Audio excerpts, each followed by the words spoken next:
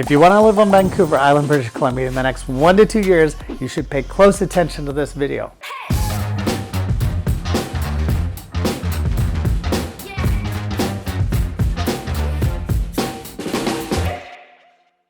For those of you who don't know me, my name is Cochrane, your reasonably seasoned realistic realtor from eXp. If you want to know more about buying, selling, or investing, or like most people are just simply faced with one of those life-changing circumstances that trigger almost all real estate transactions, feel free to contact me.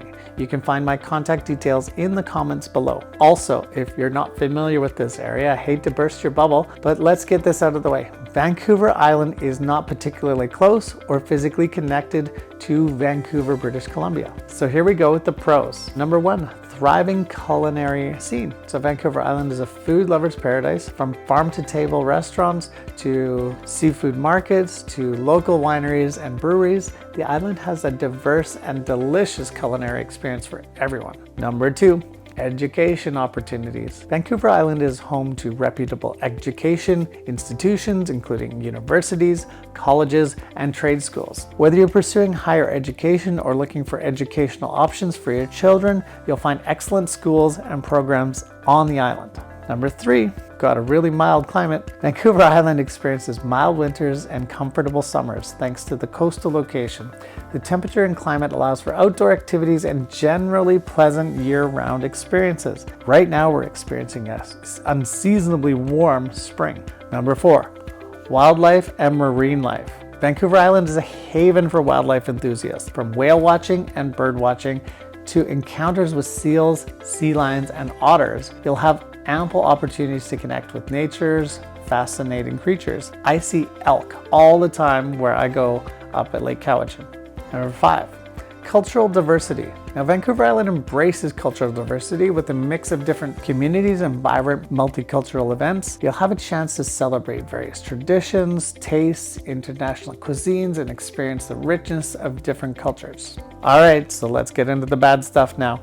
Number one, limited shopping options. While Vancouver Island has several shopping centers and local boutiques, it may not offer the same range and variety of shopping experiences as larger urban areas like Vancouver. If you're someone who likes retail therapy, your options are a bit limited on Vancouver Island, so just give that some thought. Second drawback of living on Vancouver Island is the seasonal tourism impact. Now, while tourism brings many benefits to Vancouver Island, it can also have some downsides. During peak tourist season, certain areas can become overcrowded and traffic can increase. So it's an important consideration when you're choosing where and when you want to go places. Number three, occasional ferry delays. Now, those are getting more and more significant and frequent ever since COVID, with staffing issues and so on. However, I won't get into that. Since Vancouver Island is accessible by ferry, occasional delays due to weather conditions or high demand can occur. If you heavily rely on frequent travel to and from the mainland, these delays might cause you an inconvenience or maybe even some frustration and anger.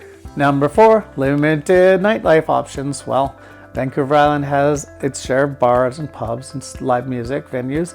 The nightlife scene is not really as vibrant as it is in the lower mainland and Vancouver in particular. So if you're like a club goer, there are very few options here on Vancouver Island, especially after the pandemic. Number five, so the potential isolation of living on an island. Despite the island's strong sense of community, some individuals may feel a sense of isolation due to the geographic separation from the mainland. So if you have a strong need for proximity to a major city or access to a wide variety of amenities, this is something to consider.